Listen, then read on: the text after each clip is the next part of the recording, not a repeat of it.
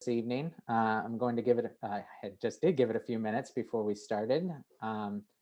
So welcome back if you were able to attend the first meeting, and welcome if this is your first one. My name is Nathan Frazee. I'm the project manager from the Boston Parks and Recreation Department, overseeing the improvements to Clarendon Tot Lot. We have a few, next please. We have a few housekeeping items. First off, tonight's meeting will be recorded and it will be available on the project website within a week. So please feel free to share that link and remind any neighbors or friends that weren't able to attend tonight. During the presentation portion, we ask that you keep your video and mic off. However, when we open it for discussion period at the end, we're going to ask that people, if you're comfortable, to turn your cameras on and try and have it be as personable and replicate an in-person meeting as much as possible. Next.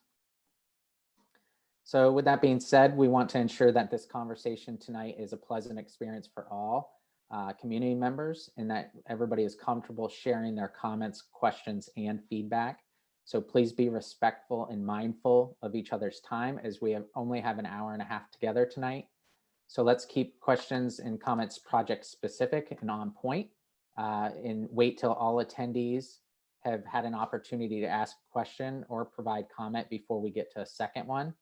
I'm also providing my contact here, so if there's any additional information or conversation that you want to have, certainly feel free to reach out to me, and that contact will also be put later on in the presentation. Next. So a few Zoom tips. As I mentioned, we are asking participants if they're comfortable to turn on their cameras. You can simply do that by clicking on the camera icon shown on the left-hand side of the screen. The same goes for the microphone. When we get to the question and answer portion and the discussion portion, you can raise your hand, which is shown with the little blue kind of high five hand. So click on that and we'll be calling on people in order that we see them. And Christine will give you the opportunity to unmute yourself. So once you're called on, that's when you unmute. If you are joining by phone, which I don't think I see anybody joining by phone, but if you were doing that, *9 raises your hand through the phone. So that kind of takes care of all the housekeeping items. So next. So our agenda tonight is, again, to go over the project team, what we heard from the first public meeting, present conceptual plan alternatives, listening and discussion, and then we'll do a closing remarks and next steps. Next. So as I mentioned, my name is Nathan Frazee. I'm the project manager overseeing this. On this slide, you have my email and phone line number. We also have Christine Brandeo on the call. She's given a good wave there, but she's our outreach coordinator in external affairs. She's a great resource for friends groups, but also anything else that may be happening that, on adjacent parks or anything like that. From our design team, we have Weston and Sampson. With us tonight is Sherry Ruane, also given a good wave, and Cassie Bethany. Next. So this is our project schedule and funding, which consists of a capital funding commitment of $1.53 million. Tonight is our second meeting, and with the first having taken place on January 7th. We anticipate the third meeting maybe at the end of March, which will conclude our outreach for this process. But we've got a lot of feedback on the first meeting that about concern about when construction occurs, especially since this park is heavily used by schools. So we're working on setting up a meeting with those schools and the Friends group here to discuss how we can, adjust this schedule somewhat to lessen the burden on any particular group. So I'm hoping by the next meeting, we'll have had a chance to have that meeting and we'll update everybody about any changes in how that schedule will be taking place. Next. So just a recap on our first meeting. There's four primary primary elements that go into park design for the city. The first is City of Boston priorities. Then we have safety guidelines and regulations. We have parks and recreation goals, and then we have community input, like what we're getting tonight. So the City of Boston initiatives and park and recreation goals are in that first presentation. We went in a little bit more detail on those in that presentation. So if you're interested in those, feel free to reference that previous presentation. Next. So because we're looking at a playground, we're concerned about the 5 elements of play, which are physical, cognitive, sensory, communication, and social. Next. So this slide goes into a breakdown on what examples of those, each of those are, both from a type of development, but also what type of elements, physical elements within the park contribute to that. Again, I'm going to let you, it's a lot of text, a lot of writing on this. So if you're interested in that, definitely feel free to look at that following the meeting. The one thing I do want to note is that throughout the first public meeting, the notion of sensory play in materials that kids could interact with was very apparent. Unfortunately, sand is a material that we've been removing from our playgrounds due to multiple issues. Oftentimes we see sand migrate around the playground and it fills the voids of the rubber surfacing, making the material not as safe for when kids fall. We also see feral cats often using them as outdoor litter boxes, which can introduce some hazardous materials to kids. But also it's sometimes a hiding spot for sharp and dangerous materials that kids can come into interact with. So because of those issues as a department citywide, we have been working to remove this material during construction projects. But as I said, we definitely heard that sensory play is a very important part of this playground and how people are using that. So we have some elements of that incorporated into each of the concepts tonight. So we're definitely excited to see what you guys have to say and some discussion about that. So with that being said, I'm going to turn it over to Sherry, and she's going to go over what we heard from our first meeting. Thanks, Nate. So I'm going to run through these quickly, and then we get into some images that start to really illustrate some of these themes. Preserving the flavor of the playground was a big theme. People really loved the aesthetic and wanted it to continue to fit into the neighborhood. So the natural colors and making sure that there's a lot of leafy green space, making sure that kids of all ages use the park, and acknowledging, as Nate pointed out, that local schools use it. Um, and also just being able to handle really rigorous use from all ages. So acknowledging the year-round, the school year schedule, but also neighborhood kids, and being a little bit more of a dynamic place for more ages to come. Then open play has been identified as an important component, central to the space, sort of free floor, excuse me, free form play and community space.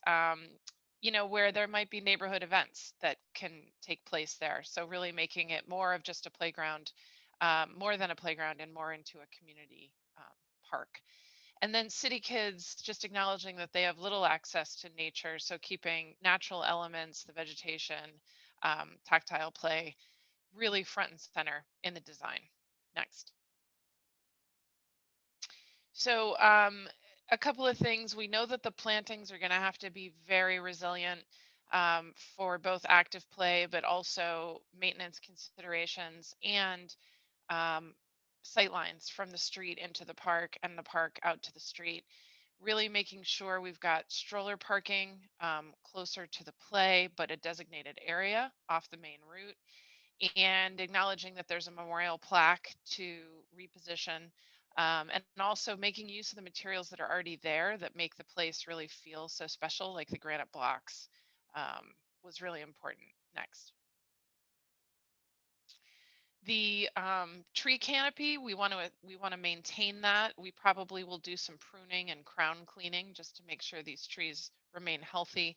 Um, making sure we incorporate the etched stones from the learning project into this redesign, really being sensitive to the abutters, 109 Ave, and making note that drainage is substandard in some of these places. But the benefit of having flat open space is significant. And then seating for parents, caregivers, teachers, etc., in close proximity to the play, and with frankly a vantage point of as much of the park as possible. Next, just making sure that we acknowledge that accessible play elements and swings are going to be important. And that means not only the play features themselves, but also routes to get there, and the ability for parents and caregivers to support kids that need it, or frankly, kids who have adults and caregivers who may be using a mobility assistance device, make it easy for them to engage. Um, Making sure that play surfacing is compliant, and you can see in some of these images the fiber mulch often gets moved and settles and is falls out of compliance fairly quickly. Each piece of play equipment really can provide a lot of different play value. So making sure that it's multitasking for different age groups, and reusing a lot of the site elements as we mentioned, and also acknowledging that sensory play um, are obviously a free and open form of play, and they're an important component, but we also want to be mindful of sort of maintenance and other considerations. I think I have one more. Nope, I lied. But I did want to say I saw in the comment that somebody noted um, there were several people that gave feedback they'd liked lighting for the early evening. So it's something that we definitely can take a look at and make sure that maybe there's lighting at the entranceway, or there's a way to incorporate lower lighting just at a pedestrian level, but also understanding that a butter sensitivity and the naturalized feel of the park is something that wanted to be maintained. So I just wanted to acknowledge that comment. And I'm going to pass it off to Cassie. Thanks, Sherry. So I'll go through some overarching ideas and then dive into the concepts. I did want to note that um, when you look at the concepts, think of them as almost items on a menu that can be mixed and matched, so that when we come back to you with a preferred plan, we're going to take everything that we heard and put it together into a preferred plan that incorporates all the best elements. So take that as you review each as individual components. And then this slide just speaks to how there are a few elements that are overarching and will be continuous through all of the concepts. The first being the edge planting will be strengthened with hardy understory vegetation. We heard last time that the plantings take a beating, as Sherry had mentioned, and we'll just have to be very careful about the particular plants that we choose and where to locate them. The synthetic turf we're proposing for open play areas, we want to make sure that that looks and feels like real grass and it doesn't have that real bright color to it. There are so many options now and new technology that we can really make it feel like it's a natural lawn, really. Provide a wide variety of seating options. Everybody of all abilities, we want to provide a space for them to sit. So we'll have options for backed benches and uh, places with armrests, seat walls, granite blocks, and make sure that those seating options are near play. The important place rubber, the color options are endless. I think we heard loud and clear at the last meeting, the color scheme should really fit in with the natural feel and seamlessly with the neighborhood. And so we would select colors that have that aesthetic. So diving into the first concept, and we have three. Um, Overall, for this concept, the big idea is that we wanted to test how having a exterior perimeter loop path would work here. The play value for having a perimeter path is really high. It's a great cycle track for kids. They'll be able to go through all the different play areas uh, and can be able to run continuously in a loop, which is hard to come by in the city. The other kind of big change in this concept is that open play and the play structure designated for 5 to 12-year-olds is actually switched in this concept. And uh, we thought it would be an interesting test to see what it would feel like to have the 5 to 12 play structure in that lower zone against the neighboring building as almost like kind of an adjacency and almost kind of filling up that large space, that large brick wall. So was an interesting option to look at and understand. That opens up the opportunity to have play elements where the amphitheater seating is now and actually make use of that embankment. And so I'll go through a few images of what that looks like next, but there are so many opportunities for embankment play in the lower left corner. We've worked on parks in the past where we build in embankment slides and have handholds where kids can climb up and down. We can incorporate boulders and seating and so on to make that slope really activated. And I think just to go back for a second, I meant to mention that in all of 3 schemes, we are hoping to maintain all of the existing trees. So all the schemes moving forward, you'll see are preserving all the existing planting. Um, so just a few main elements. When you come into the park at the same location that is now, there's this concept brings this idea of a foyer almost, an entry seating where a circular bench would wrap around the existing tree in that location. It would be elevated, and then the loop path would connect to that. The swings would be in a similar location to where they are now.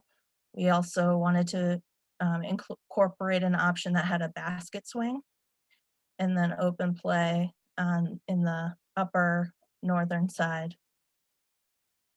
with 5 to 12 play connected to it.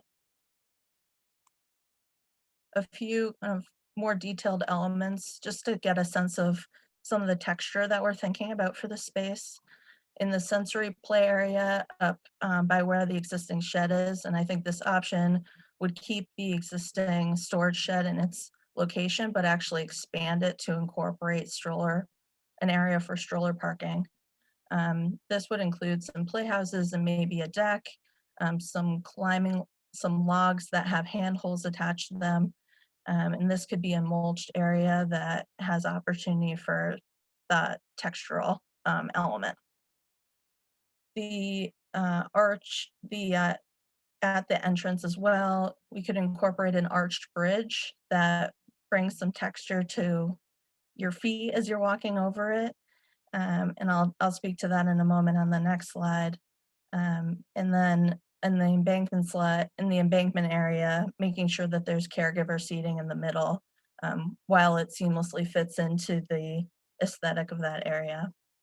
And then in the open play, incorporating music actually, um, which is a play element that is currently not in the park. So we'll be interested to hear if that is something that y'all are interested in pursuing.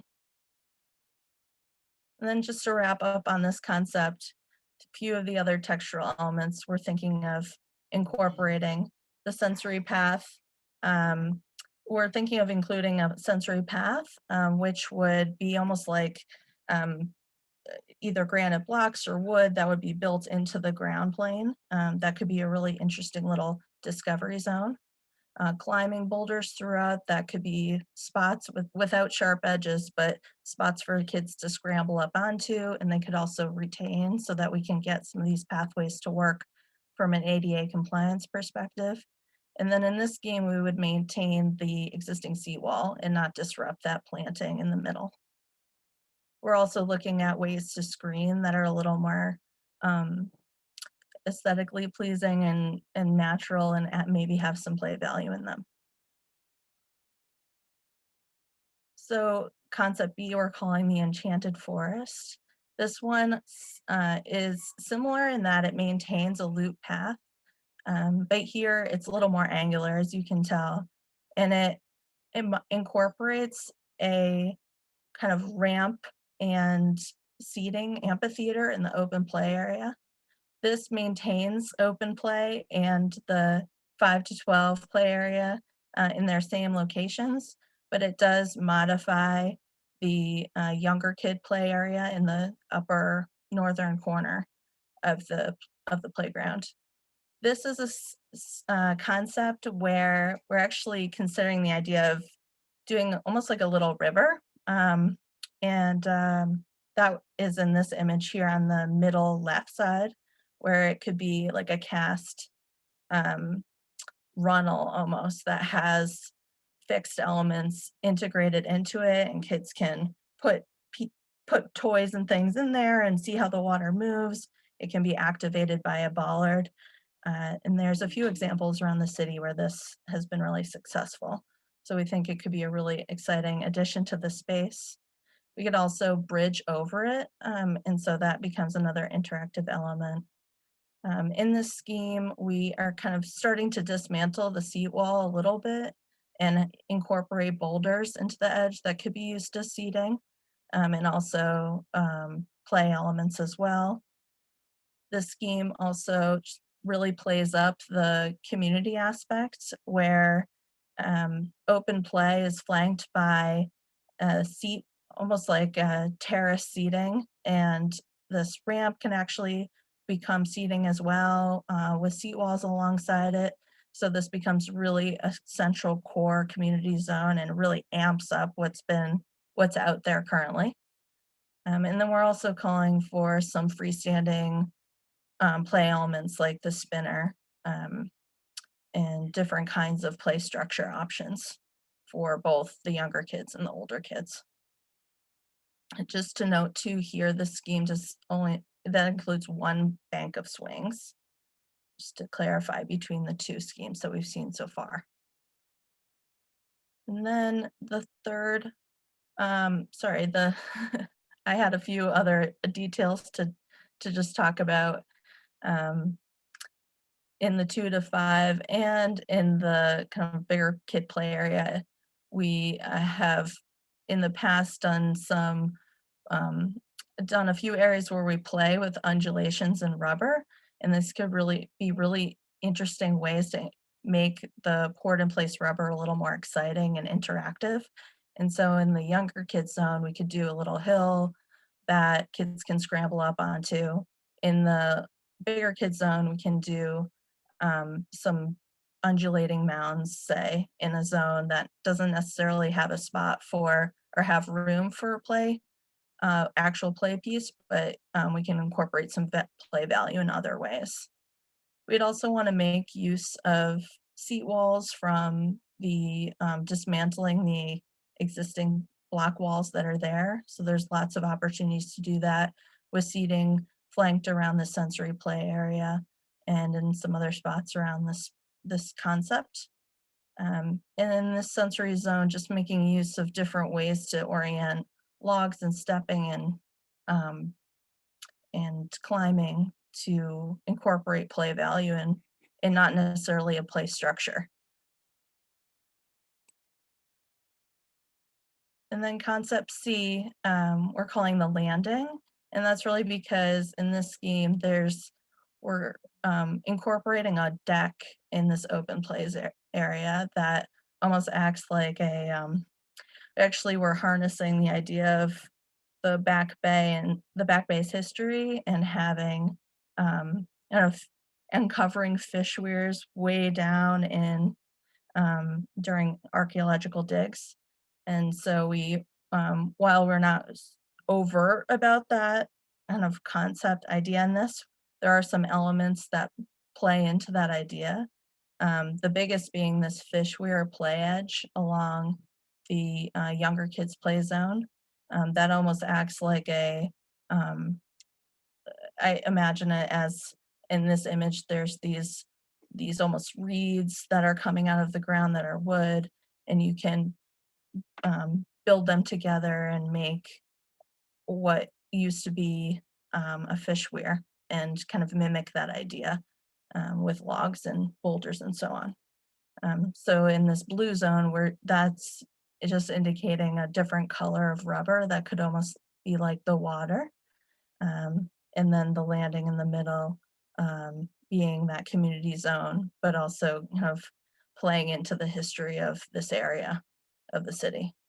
This scheme departs to overall circulation wise from the loop. This one just has a connection from the main entrance through just the service gate. And here, some of the other bigger moves are reorienting the swings so that they're in a different location than they are in currently, swapping the younger kid play area, adding in a more robust sensory play area that's wrapped with boulders and logs and fallen logs and things like that, play huts, and locating the 5 to 12-year-old play structure in the kind of street side section. So these three schemes just generally are testing out different locations of where play structures can go, where open play and so on and so forth can be located. This scheme also incorporates a small sensory garden where the current stroller parking pull-off zone is, and would maintain the existing walls that are there. And then incorporates a circular bench here and some seating, some stroller parking. Some of the textures that we're thinking about are timber wall edge rather than the seat wall. So this changes that material, but it adds a new texture. There are different ways to have retaining walls along edges. So we are looking at different options for orienting granite blocks. Seating can be a really beautiful and interesting way to integrate texture. And the decking is another opportunity for seating and texture as well. So with that, I will pass it back to Nate to just wrap up and open up for questions. Great, thank you. So with that, I want to open it up for discussion. We're going to start with one question each. We'll work our way through the groups, just being conscious of time.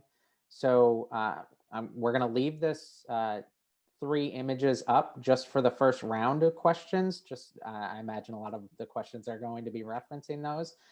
So I think that will be helpful. Following kind of that first round of questions, then we'll open it up for second questions. I do want to acknowledge that Councillor Bach is on the call, so I appreciate her being here tonight, as well as Representative Livingstone. So if either one of you want to start, and then following, if either of you do want to speak, I know we have several kids on the call, so I would love if any of the kids are interested and want to speak. I know I've gotten some great letters and comments from kids. So if any of the kids want to take the first round of questions or comments, we'd love to hear from them. Gotta figure out a way so I can see everybody raising their hand. Councilor Block, you can go ahead. Oh, great. Thank you so much. I just wanted to thank the whole Parks team for being here and all the neighbors, and say this one is very personal to me. This is the playground that I grew up playing in the most. And my grandfather back in the day was involved in the fight to get this to be a playground, and as were many of the longtime neighbors who remain invested in it to this day. And I spent a lot of time jumping off that retaining wall and playing on that tire swing and bopping around. So it's very much the landscape of my childhood imagination. And obviously now I'm the counselor, and I'm really much more here tonight to hear what other people have to say than to impose my comments. But what I appreciated about what the team articulated at the start here was, I do think that this playground has always had that dynamic of being kind of a landscape to discover, and having that kind of broad scope for imagination. And I know that's something that I've heard from other neighbors and that I see, and like I see a lot of scope for in the designs tonight. So I just want to repeat that and say that I'm looking forward to continuing to get feedback from all the neighbors. And if people have specific things on this, you can reach out to my office. Lauren Petty from my office is on the call as well. And we'll be tracking this closely and in touch with parks, and just are excited that the city's got this in the capital budget and that we can do something wonderful here. So thanks so much to everyone for being here, and parks for putting the process together. Thank you, Councillor. Representative Livingstone, you can go ahead. I think I lost him. So I'm gonna let Carla, you can unmute yourself. Thank you. Thanks. This is Jay Livingstone, state representative for the area. Oh, hey. I live in Back Bay. You may hear, I muted myself because you may hear my 2-year-old and 5-year-old in the background. We are regular users of this park in normal times. In the last year, we haven't as much. And I'm also, like Kenzie, really here to hear what everyone else has to say. I'm really excited about this project and to see what the final result is. I would say that my kids are most excited about the water feature, the possibility of that. So thank you. Thank you. Thank you everyone else Carly. for coming and participating in this. Yeah, I have a couple questions, but Jax wanted to say something.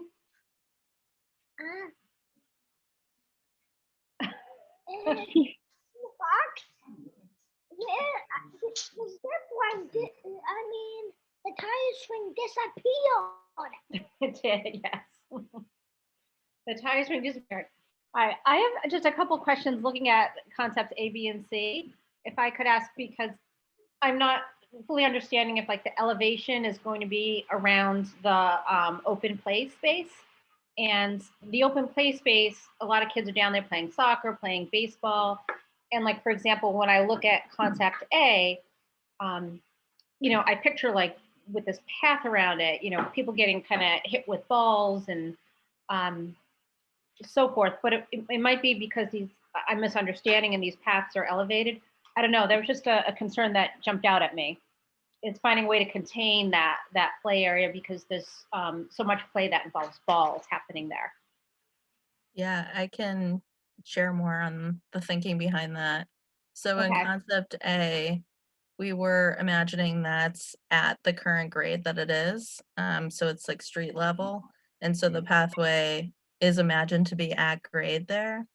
In the other two, they're at the current grade, actually maintaining more or less the current grades out there. So in concept A, the 5 to 12 play area is actually lower.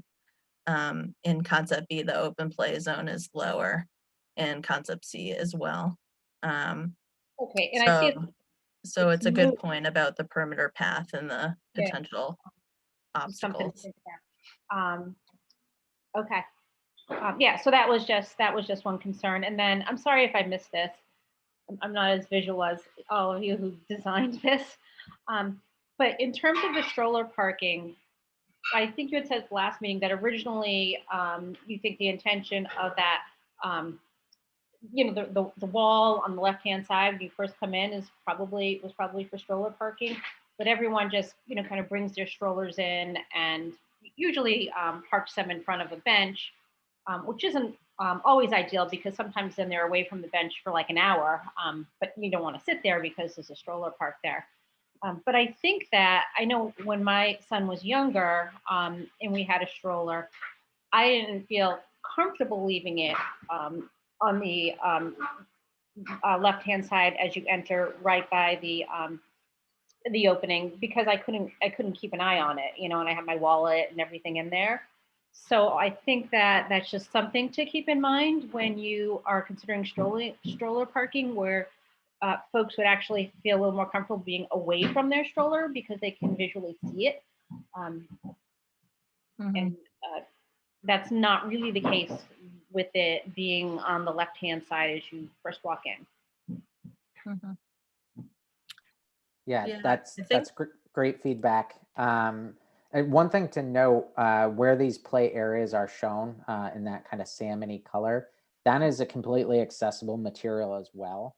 So you know, stroller locations, you know, could be dispersed throughout that do not mean they need to be right up against benches, and so that, you know, some of those nooks in parallel areas to the pathways could be used for that as well. Great. Yep. Yeah, and I would add too that I think we'd want to make sure that we have a few, you know, 2 or so spots that are designated around the park that aren't just in the front. Like in concept day, that could be next to the storage shed. It could also be next to that arched bridge as well. But I agree with Nate's comments that with the poured in place surfacing, it's all one surface and it makes it much more open and more opportunity for parking. Thanks. Thank you. And just to clarify, did your little one, he liked the tire swing? Is that what he was saying? Yeah, and it's gone, and there was a zip line, it's gone, and we just wanted to find out what happened with that. All right. Well, one of the concepts did have a dish swing, which is somewhat similar to a tire swing. Mhm. So we'll definitely note. He'll some love interest in that. anything. All He'll right. love the water. I'm not so sure I'm gonna love the water, but he's gonna love it. Hey, good deal. Christine, are you able to see other hands? Yes. I'm sorry if I can't pronounce it. I did unmute you. Gonzag. Is that how you say Yeah, it? Oh. you nailed it. Thank you, Christine. Good evening. No And problem. thank you, Nathan and Casey, Cherry. I mean, it's exceptional. You're doing such a wonderful job. So congratulations. I think I just have like 4 quick points I wanted to pass around and bounce back. First, like my first was about the historic aspect of the neighborhood. And I think you nailed it. Like I think it's really going to blend. And that was something that in the first video, I was able to see people express. So congratulations. Let me segue then to the design part. And on the design, I just have one quick question about the fence. I think someone raised the question that the fence is not up to code, and I haven't seen any idea for the fence. I know, I mean, that's just my pure anecdote, but out of my 3 daughters, we live just across the park. 2 of them were like 3 and 4 and 2 now. They can go through the fence because it's wide enough. So that's just like a piece of thought about the fence. And really, all the design is spectacular, but I wonder how much thought you put about how robust and low maintenance these items are. They're so appealing new, but as Carla mentioned about the tire swing was such an appealing feature of the park, and it's gone now. And so I'm just wondering, like, any thought about like how robust this equipment's going to be.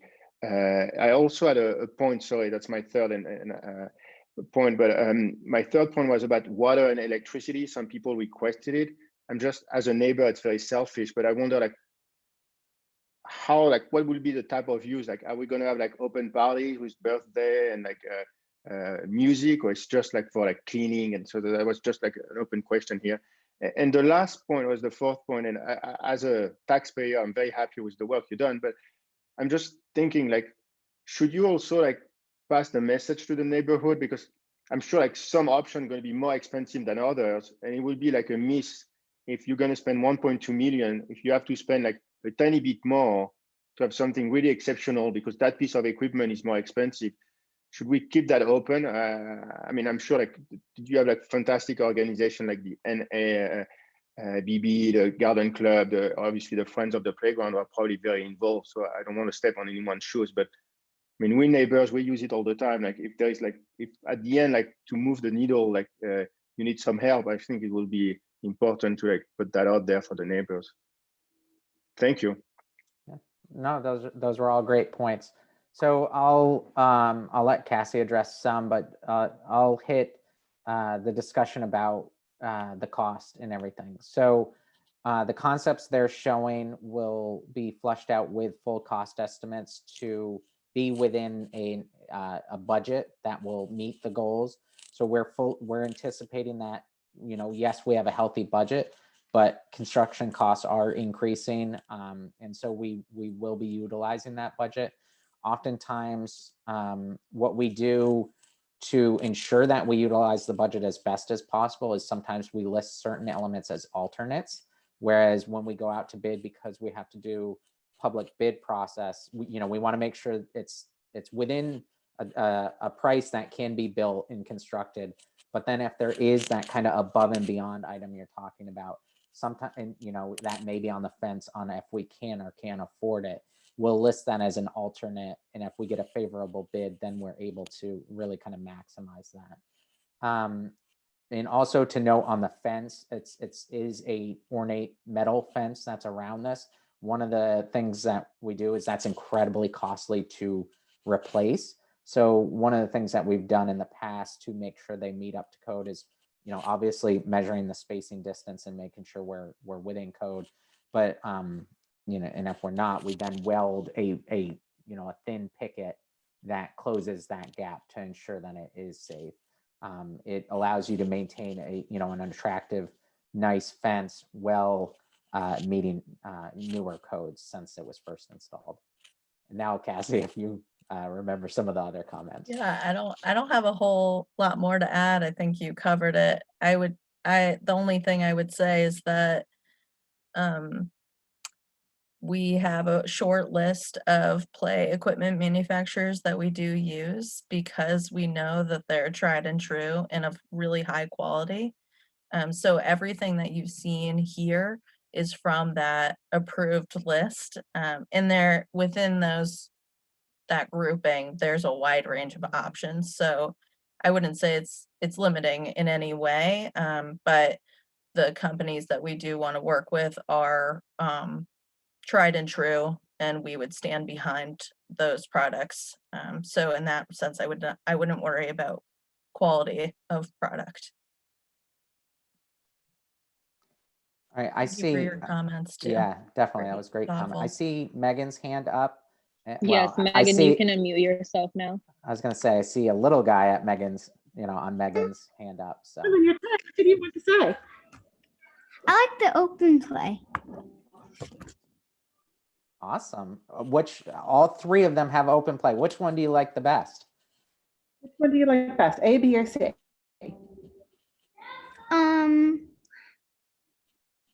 B. B. The middle? You like the middle one? I mean C. You like B and C? No, C. You like C? Okay.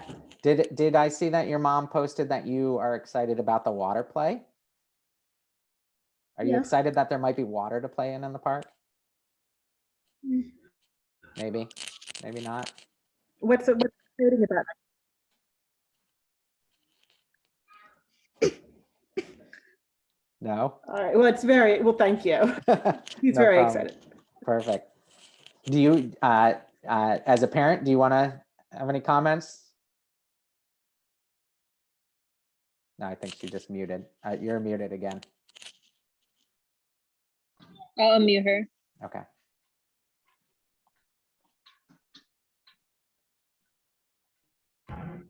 Hi, sorry about that. No worries. No, I think these are all beautiful ideas, and I think the water play idea is gorgeous. I think that there's someone who mentioned something about the change in elevation and the ball play area, and I think that's an excellent point, because one thing I've noticed is that sometimes when the schools are using the playground with the older children, sometimes the toddlers, it can be a little bit scary for the toddlers who are there at the same time, who are sort of running it while the older kids are playing balls. If the balls sort of land right by the toddlers, that can be problematic and a little bit dangerous for the little kids. So I think having the elevation change where the open play area is, there's some barrier between the open play area where the elementary kids are playing balls between where they and the toddlers are playing would be very valuable too. Great. Good point. Mary Beth?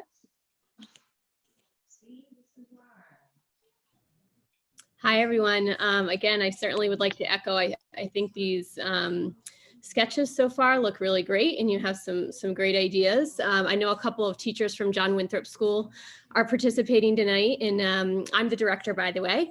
But we did have a chance to chat. And I know after seeing these plans, we'll again kind of sit down and discuss them a little bit. But a couple of things that you touched upon that I think is worth bringing up that I came tonight to potentially keep an ear out for. One was water play, which I think is, it sounds like several other people are really excited about it. We had, in doing a little bit of research, we had pulled up some photos from the Cambridge Common that has some water play tables. That my guess is it would be seasonal, so someone would come in and turn it on and off, as needed. So something like that, and potentially that could be used in the off season, like rather than in the winter. Snow could go in there and they could kind of play. I know that would be very engaging for the kids, and probably parents would have a tough time tearing them away from any kind of a water feature. So certainly want to put our vote of approval in there. And would love to hear a little bit more about the river concept. But the other item that we really liked the idea of is, and I think you had mentioned it in concept A, was the use of it sounded like potentially using slides and a climbing structure. So you utilize that incline for little ones to climb. We really like that idea because it's great for just gross motor play and to, use all their muscles. So using that incline for a purpose, I think would be really great. And then possibly, I think that's what you had mentioned in terms of the amphitheater area, working in some play opportunities there. I didn't know if from the photo, I can't tell if that is potentially some like wood decking potentially there, that there were some photos that we had seen that we had actually think, using the trees that were there, potentially putting some wood decking around the trees in that amphitheater area. So I can't really tell from the image there. But those were a couple of ideas that we had. So, but we'll continue to kind of brainstorm and review these plans. But again, we're excited. Great, thank you. So one thing, yes, you're completely correct. The water play is a seasonal element. So keeping in mind, a water table, like you mentioned, could be used multiple times in the year. One of the things, if you notice in these concepts, is the one concept B, where we do have the water table, we do not have the mulch area play. And that's because oftentimes we see that even if you put it on the opposite corner of the park, kids grab it and it gets there instantly, it's awesome together for play, not so much for maintenance and keeping it as a functioning water play. So we do kind of substitute kind of what the element of sensory play is for that. Some of our other parks that we do have runnels in, when it is not being utilized and it's not activated for water play, kids are oftentimes running through it and still engaging with that element. So it becomes a usable space all year long versus single use. So that's one thing to certainly keep in mind. Cassie, do you want to talk about some of the slope and elevation elements? Sure. I can go back to that just for the visual. So there's room to do a number of different things, and here we're just testing out the options, but it sounds like if it's endorsed, then we'll continue to explore it and developing a preferred plan to show you next time. But in this scenario here, we're making use of boulders, poured in place rubber on slope, climbing ropes, and granite block seating for parents and caregivers and teachers and so on and so forth, and slides as well. So there's many ways to go down and go up, either through climbing or sliding or scrambling. And I totally agree that the gross motor skill development in doing those activities is really high, and we have elevation to work with in this park. So why not kind of play up that in play value? So I think there's great opportunity here to really build that in and make it awesome here. Great. I think Sue has her hand up. Carla first, sorry, she Oh, lowered her okay. hand first. I'm good. Oh, you're good, Carla? Yeah. mhm. Okay. I- Okay. Thank you. Yep. And now Sue, do you have a chance? And then after Sue asks her question, I'm going to get to one of the questions in a few of the comments that were asked as well. There you go, Sue, you're good to go. All right, good. Yeah, I was involved in this years ago, as you may know or may not. And I think the strongest impetus that we had at that point, which I think has been carried through, is to keep as much natural material as we can and to keep as much open space as we can. And I hope that we can continue to do that here. I wonder if there was any thought given to leaving the wall in place. I see a concept C. Does that, if that is the existing wall? Because I think that level change is very interesting for kids who live in basically a flat neighborhood. And it would be nice to have it explored.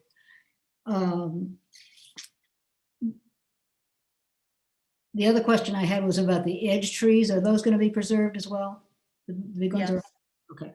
That may have, I had trouble getting on, so you may have talked about a lot before I got on.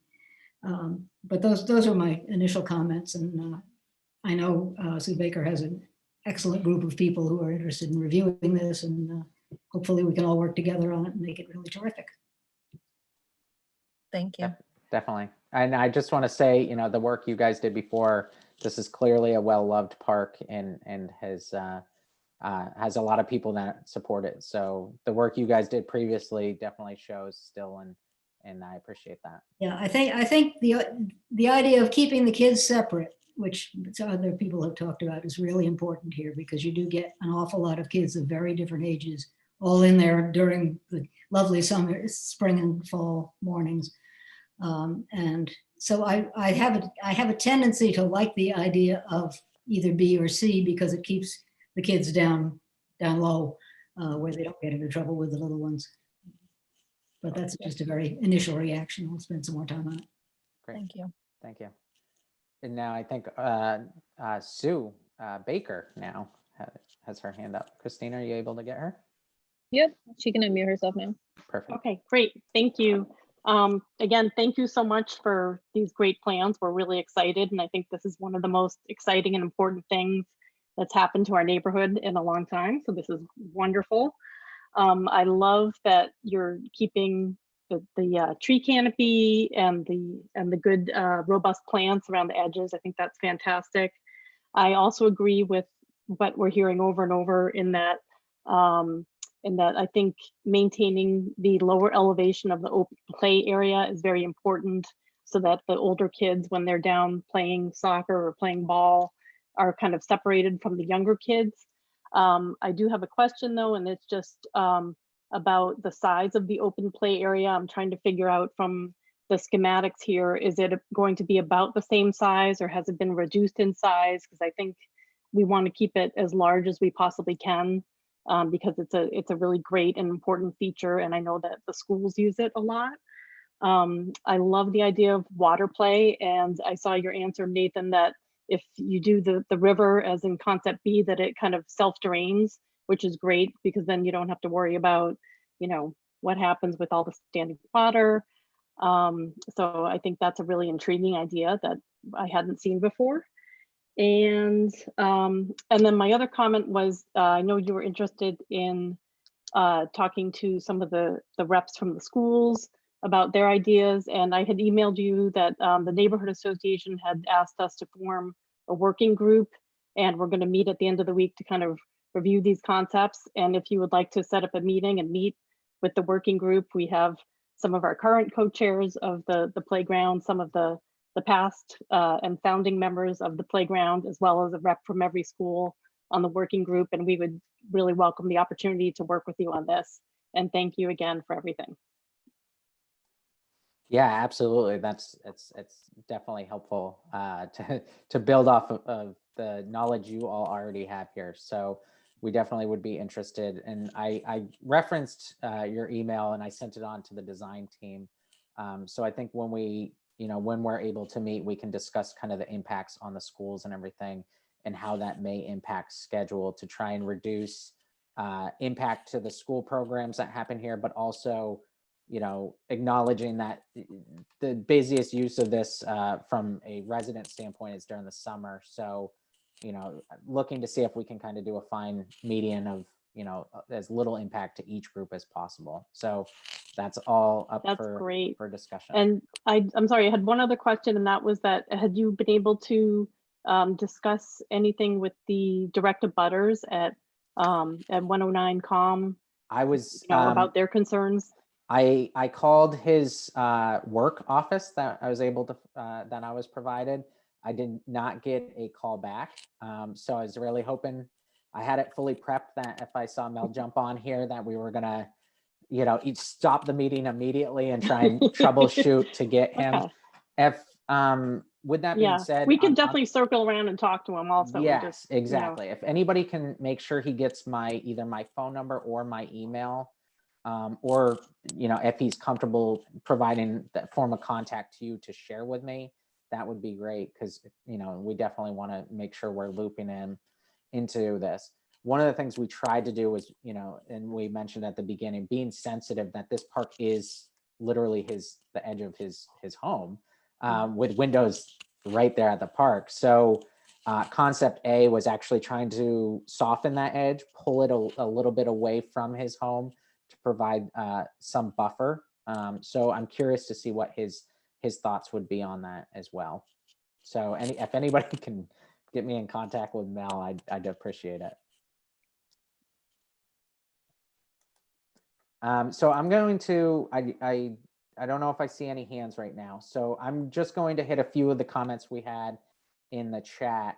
One was about lighting. I know that came up and I know Sherry mentioned it earlier too. That lighting came up in the first meeting. I think there was comments both in favor and against. I think one of the things that we can certainly investigate is the soft lighting that Sherry mentioned, more pedestrian scale, not lighting this up like Fenway Park.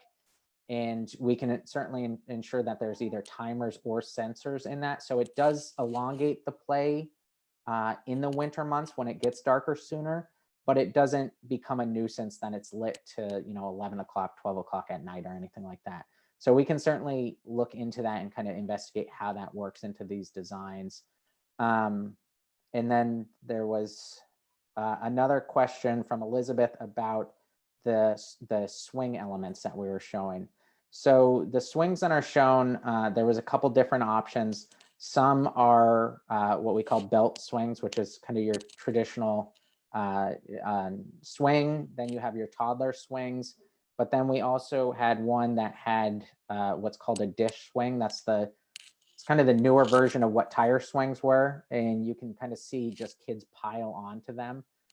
It allows a swing to expand the amount of users and people that can use that. Swings often take up some of the most play area in parks. And so when you're doing a single belt, it's obviously one kid on that swing versus a dish can definitely expand the amount of kids that are using that in that space. So I'm just curious what people's thoughts are on swings. I know my daughter is very opinionated on them, so I'm sure some of your kids might be as well. So I'm curious to see what some thoughts are on that. And I see Carla's hand is raised. Hold on, Carla, you're still muted. Go ahead, Carla. Oh, I'm sorry. My comment was actually about the lighting, but I know you've moved on to another question. So do you want me to hold off? Nope. No, you can go for it now. Sure. So, I live directly behind on Marlborough Street, directly behind the park. And, obviously the idea of it being like lit up at night is kind of a bummer to me. And I don't know of any other parks I've been looking around that are lit up. That said, you know, if that's what the community wants and that's the direction we move in, I like the idea better of them being on a timer rather than on a sensor, because then people can go in at 10 o'clock at night if they're on a sensor and boom, they have lighting. Sorry, just to clarify, the sensor is solar oriented, not park user. Okay, so what does that mean? I didn't understand that. Based on how much sunlight is out. So once the sun goes down, it's a combination of two. So is that the sun goes down, yes, not motion. Okay. But even with that, that would then have a timer. Then it, you know, it turns off at 6. And the other thing would be that it would look pretty. It would match, you know, maybe a smaller version of the street lighting or something that kind of fits contextually with the neighborhood. So it's not this beautiful space that you like tack some, you know, fluorescent lights up on poles to shine down on the park. And that's what I want to share insofar as that. I did want to just chime in for a moment because I realized we didn't address one of Sue's questions about the field size, and I see it was a comment from a few folks in the chat. So we're maintaining generally the same dimensions given the shape and orientation in the different schemes. It shifts slightly, but totally hear that most of you all want, you know, open play. And so our intent would be to maximize that as much as possible. We would move forward, you know, continuing with that thinking for the preferred plan.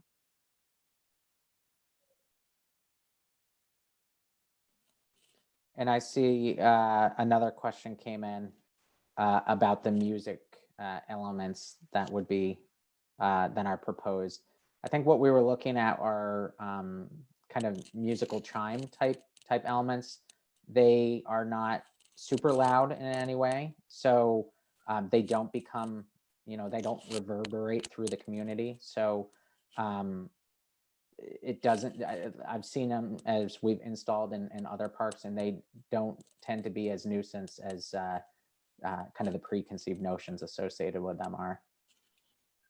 Yeah, I mean, I think if folks are interested in music, then we can explore what options there are, because there's, you know, the drums and things that could be off the table totally, but we could, there are some more artful chimes and things that are a little bit more aesthetically pleasing and are play elements as well. So we have options to consider. I guess the question here for tonight is more, is this a play element that we even want to consider? And if so, then we'll dive into it a bit more. And Sue, I believe that was your question, so I'm gonna if Sue can unmute herself. Yeah. Good to go. Yep. I hate to be a Grinch, but I do think that it's a very close area there, very close to the people's back walls. And I've seen the chimes. I love them in large open spaces where people kind of wander by and hit them, and they're lovely. But this is going to be a situation where you have a lot of kids coming in, going and going and going, and I would assume that they would be going most of the day, which would be driving me around the bend. So I would be very cautious about music. The other comment, I'll go on to the next issue about the swing. I love those group swings. I think they're absolutely wonderful. They take up an awful lot of space. And I don't know whether, I think we need to think about whether we can sacrifice that much space to it. I hope we can. Or maybe there's a smaller version of it that could fit in. But they Sure. Yeah, and those are great points. One thing to consider with those is that we could incorporate them onto one of the swing sets. So those are rated for 5 to 12-year-olds. So the toddlers obviously shouldn't go on them.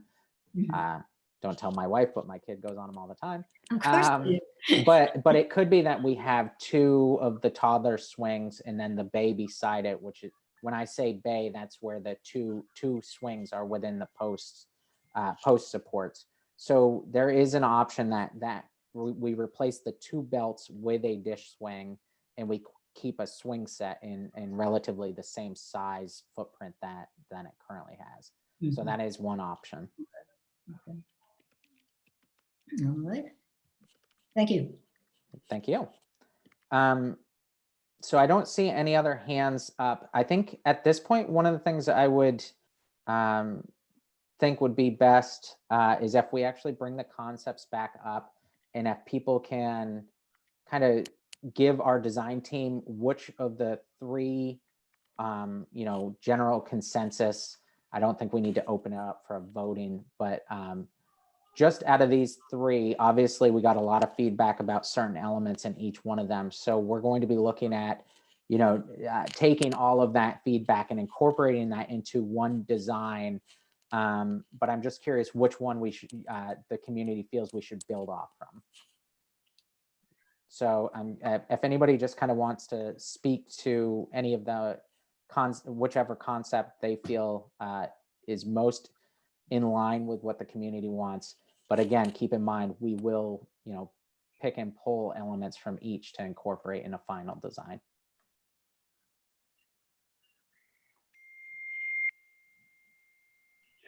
Carla has her hand raised. Can you hear me? I would say B or C. I mean, they're all wonderful, but I keep going back to that concern about the path going around the open play area, and the points that people made about sort of keeping that space a little separate from the toddlers and not having people sort of crossing over where balls might be going. And that's the thing that concerns me about A. And I think B and C are the ones, to me that are most appealing in terms of, how the playground's used now. Anyway, yeah. Thank you. Okay, thanks. Anybody? I think I see Jenny hand up. Hi, yes, thank you. Well, I wanted to chime in because I'm really loving B as well. I think the water feature is a huge thing for the kids, but also that open play area being recessed, because my daughter is 2, and it's a nice way to contain them as well in a way, because I can sit down for a little and see her while she runs back and forth. So I love how the open play is down, the water feature. Bummer about the sandbox, but I totally get it. And as long as we really pick great sensory play toys, I think that could be a wonderful, replacement for that. So, and thank you for all of the thought that's going into this. It's wonderful. Great, thank you. So I see a couple comments in there. So what I want to reiterate is, when I'm asking your opinion on which of these concepts, we're not narrowing in and it's not everything on just that concept and that's it. I just want to provide with the design team kind of the framework for taking all of the feedback and those elements and starting to put that together in more of a preferred plan, and then we'll come back and show that plan and we can continue to discuss that at the next meeting. So I see Councillor Bach has her hand up. Yeah, I was wondering if maybe we could ask sort of, so it seems like in a lot of ways, what's at stake here between the concepts, are questions of circulation. And then also I would say questions of like where parents are going to hang out.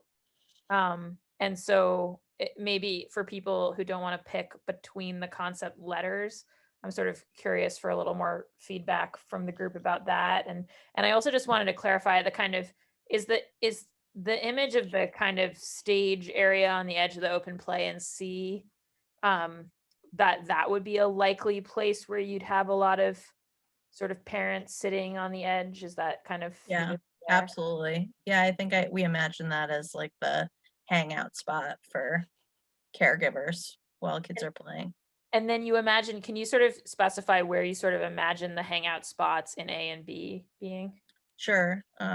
So in A, we're thinking that part of the embankment area is seating for parents, but it would be more in like a granite block scenario. So a little bit rougher. We have done before where we actually like put benches on top of granite blocks, so that's an option. So parents would be right there with their kids at the play zone. the seat wall would be maintained in that one as well, so parents can hang out while their littlest kids are playing at the younger spot. And in the sensory zone as well, we can wrap a seat wall around that edge, and parents can sit there, or caregivers or teachers and so on can sit there as well. I think in most of the elements, we're trying to put supervision right at the play. In concept B, between the swings and the sensory play zone is a seat wall, and then we have spots for benches along the Clarendon side, kind of iteratively, or every few feet. And then at the 2 to 5, we aren't showing one, but I think we need to. So that is a spot where we need to build in some seating. Got it. Yeah, so I saw Tony put something in the chat, and it might just be good to get other folks' reaction. And the other thing I would just say is I'd love to, I know there's an aim to kind of have a meeting with the schools anyways, but I know Justin is on from the Learning Project, and I'm just wondering whether there are circulation aspects for the schools and other users. I was thinking even Sue about kind of for the community events that we have in the playground, like where are the tables going to go in each of these setups, because it is such a like heavily used kind of community gathering space. And I guess the sort of current model is sort of closest to C in some ways, in the sense of a path kind of taking you just one way and sort of bifurcating the space. But anyways, I mainly wanted to raise that for other people to react to. And while I am unmuted, I will also just express my strong agreement with Sue that repurposing as many of the sort of natural things as possible, I really think is important to the feel of the playground. So.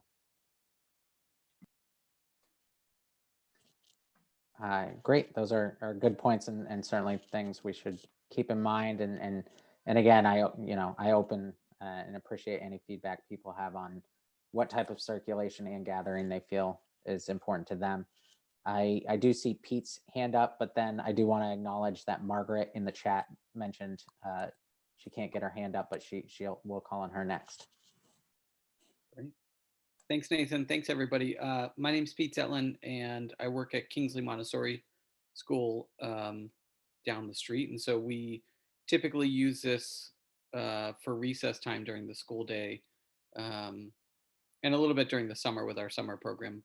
But obviously that's going to be a little bit different this year. So these look great. Thank you for sharing these. I'd put the question, I guess I wonder, obviously the neighbors' feelings with the open play. Our kids are, the kids who use it the most at our school are 1st through 6th grade, so 6 to 12 roughly. And the field gets used a lot as sort of like a soccer ball throwing. So, I always feel bad for those neighbors because balls are always like hitting off the side of their house.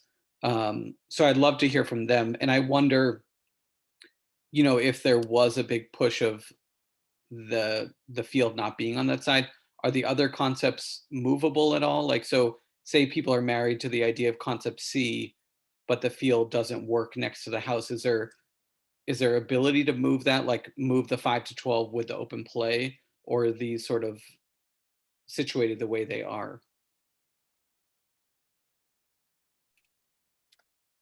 So these concepts are all sort of, I had outlined it or laid it out initially to say, think of all the concepts as almost like ingredients in a recipe, and that we want to hear what you all like through the 3, and we'll take elements of each and try to mesh them together to make a preferred plan.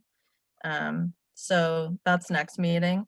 And to me, it feels like the idea of B as like a starting point makes sense, and then play up the open play, make sure parents and caregivers and supervisors are at play, work in the river. Those are the things I'm hearing loud and clear. Maintain circulation, and some other notes I'm taking too on some of the more specific items. But that's sort of the approach that we're taking, is that we're not tied to the orientation necessarily on each of these, but we're more testing out the range of options. Makes sense. Great. Thank you so much. Thanks. Now I think Margaret. Yeah, can you hear me all right? Yes, perfect. Yep. I couldn't figure out how to raise the little blue hand. Sorry. That's all right. Totally fine. We gotcha. I think the first concept A is the most problematic to me, partially because of how the change in grade is handled in the front, and also the path and everything that people have said before about separating that play area from the more younger play areas. So to me, keeping the open play area at a lower grade is very important. And I think the concept C is the closest to what we have now in terms of the actual layout, because of the retention of the stone retaining wall in the front. It's unclear to me exactly how this amphitheater version would go from the grade at the sidewalk to the grade at the open play area in concept B. So it also opens it up visually, and it doesn't really separate its activity from the rest of the playground. In concept C, in terms of maintaining some of the materials that are there, and I know you showed the vision, Cassie, of the log sort of retaining thing around the upper edge of the mound area as a potential seating thing. That didn't really look very inviting to me to sit on. So you might want to, it's not as inviting as the granite wall that's there now. My other question is, and you didn't really talk anything about this, is the landscaping. And I noticed in every version you're showing significant planting around the entire perimeter of the playground. And did you anticipate those to be in raised beds or at grade as shrub plantings? And where there are trees in the playground, and there are some, particularly at the alley edge, big trees that are in mulch beds, are you going to retain the mulch beds? Because I know you've been talking about the problem of mulch, especially if there's a water feature. And I think water features are so fantastic, but I think we have to remember that we couldn't even keep the drinking fountain operating in this playground. So it's really a maintenance issue, and also what it looks like and how it's used when it's not operational for 6 months of the year, which is essentially what happens when the water gets turned off. So that, I know people really love that, and it would be wonderful to try and figure out a way to do that, but it is an issue. My other question is the alley access. It looks to me in all three of these that's maintained in the same fashion that it is now, which is probably really important for maintenance. But it would be a locked gate. I'm assuming it wouldn't be an openable gate. So I guess the landscaping questions are ones that you haven't really talked about a little bit. Thank you. I can handle that one, Nate, if you want. So the short answer is that we haven't gotten there yet. We know that we want planting, and we know there's planting there that's hardy, and we heard you loud and clear at the last meeting that you've really gone through the iterations of finding planting that works and is hardy and stands up to kids running through it. So we need to dive into it in our next iteration and really understand what that looks like, how it's held in, what the edge conditions are, all the things that you raised, what the treatment is mulch wise, and what that means from a maintenance and play perspective. So we are showing quite a bit of planting, as you observed, and which is great. We need to just we need to take more time to really get into that and study it. Yeah, and again, just to echo that, we'll build on your all's knowledge there. I know in the first meeting, there was a lot of talk about cycling through plants that did well and didn't do well. So we're not going to try and reinvent the wheel in any way. We're going to rely on the knowledge that you all bring to the table, your experience on the park, and make sure that we work with you to ensure that we have successful planting. in regards to the maintenance gate, yes, that the intent and based on feedback in that first meeting is that is still a maintained access, but it will be locked, so it will not be utilized for the public. And then it sounds like a lot of people are in favor of the water play. So for our next meeting, Cassie and her team will work out a much more flushed out detail in that, so we can actually look at kind of what they're proposing and how that reflects on what the community wants. Those were all great comments, though.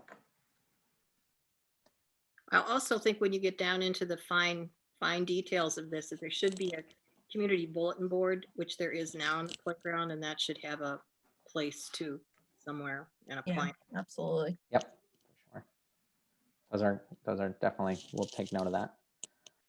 And it sounds to me like you're intending to leave the mound as it is with the learning project stones there and the pear tree planting as it is. It doesn't look any different in any of these iterations. Yeah, just because they're well-established trees, so we obviously want to do as little disturbance to those as possible. Okay, good. And I see Justin has his hand up now. I don't think we've Justin, heard. you're good to go. Okay. I think I'll be outnumbered in this one, but I'm not a huge fan of the water feature. I do want to say that because of the seasonality of it, and it takes up space. And so, like Sue said, maximizing space is pretty crucial. Year-round space is pretty crucial. So I don't know. I think maybe once we get a little more information on what it looks like and how much space it'll take up, I think that will be helpful to better gauge how beneficial that space will be. Just commenting on Kenzie's question about circulation and how much space there is for adults as well. I think it's just really important to keep in mind that we don't want to fill the entire space. We want to make sure that there is space for community events and for parents just kind of to mingle throughout the space, and that we're not filling the space with play structures and also sensory features. One question I had around that was, I guess it's related to Margaret's question around landscaping, is how much of this space is kind of that poured rubber and the turf, and how much of it is just natural dirt? Is there any natural dirt anywhere? I know you said we can't have sandboxes, but where do you see, I guess, the natural surfaces, if any? So I can go concept by concept. So the concept A and C are both showing a mulch area in the sensory play zones. So that like deeper brown color is mulch. So the rest of the play areas are shown as poured in place rubber right now. And then the brighter green is the synthetic turf.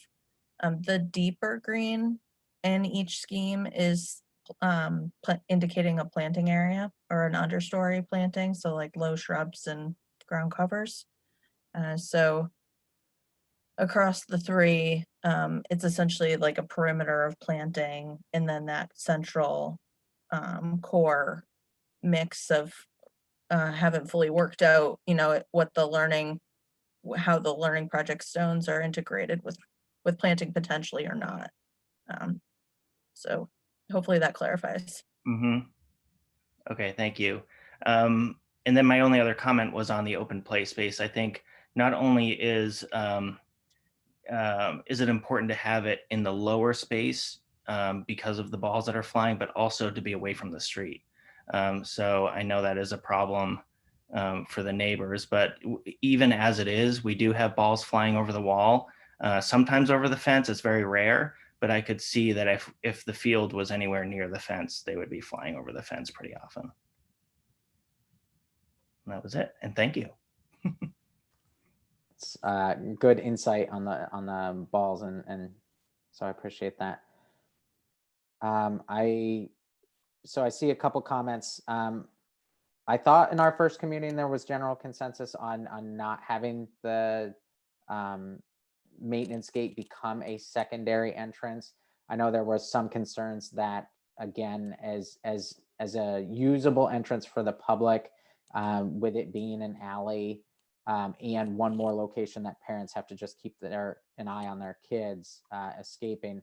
So there's a few comments just about the safety aspect of that. One thing we were trying to do is maintain visual, all the way around the park to reduce some of the safety concerns of that.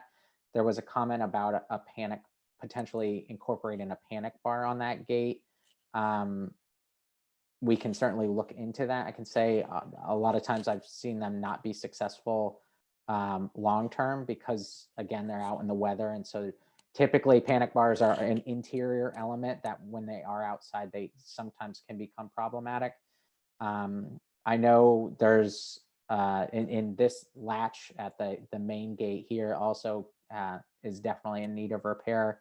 So one option is adding, the actual latch to this much higher so that only a parent or an adult would be able to actually use it. So it would reduce the impact of or the potential of kids utilizing it.